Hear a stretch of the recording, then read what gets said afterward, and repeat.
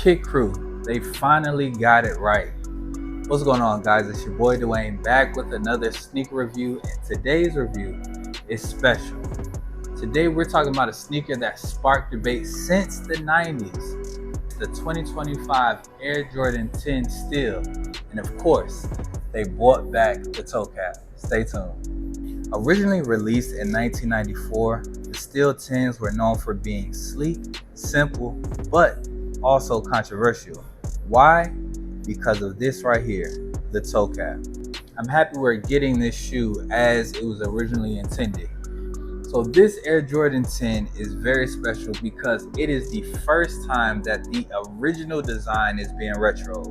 And that original design had this right here, this toe cap, right? We got the toe cap here and one here. Now, this was for protection, but MJ hated the design. He hated the look of it and immediately was like, get it gone. So back in 94, they recalled the shoe, then re-released without the toe cap. This 2025 pair finally does it right. Premium white tumble leather, clean black hits, and that classic steel gray eye stays. But the toe cap, that's the star. It's molded, slightly raised, and gives the shoe the attitude it originally had in 1994. It feels like they respected the past this time.